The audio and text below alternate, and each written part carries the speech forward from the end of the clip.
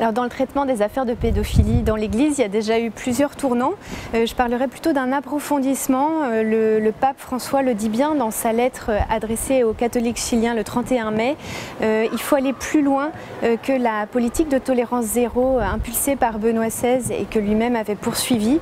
Il ne s'agit pas seulement de réagir à ces abus, de punir éventuellement. Il faut aller plus loin en réfléchissant aux causes qui ont produit, qui ont en tout cas conduit à cette culture de couverture des abus, notamment un certain cléricalisme qui a pu être le terreau de ce mal. Et donc, il ne s'agit pas seulement de désherber, mais pour le pape François, il faut aussi s'attaquer au mal à la racine. Le pape François a tiré plusieurs leçons de cette affaire. Le cas chilien d'abord a montré que des évêques pouvaient mentir, pouvaient dissimuler certains faits, pouvaient même détruire des documents. Donc ça a poussé le pape à demander des comptes aux évêques. Ils ne sont plus intouchables. Et plus fondamentalement, ça pousse aussi à réfléchir à la manière dont l'Église se pense comme institution. Donc le pape, dans sa lettre aux catholiques chiliens, le montre aussi. Elle est imprégnée de la théologie du peuple, c'est-à-dire que l'Église, ce ne sont pas seulement les évêques, c'est aussi le peuple de Dieu, des laïcs qui sont amenés à prendre leurs responsabilités, à être adultes et à eux aussi participer de cette réforme.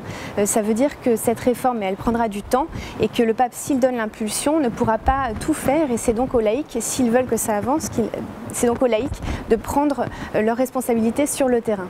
Parmi les mesures que le pape François pourrait adopter, et ça lui est suggéré par les victimes, il pourrait notamment, dans le droit canonique, demander la levée de la prescription systématiquement quand il s'agit d'abus sexuels sur mineurs, mettre en pratique le motu proprio qu'il a promulgué en 2016 et qui sanctionne des évêques qui ont couvert des abus, et plus largement, donc transparence et reddition de comptes sont vraiment les clés pour pouvoir lutter contre cette culture.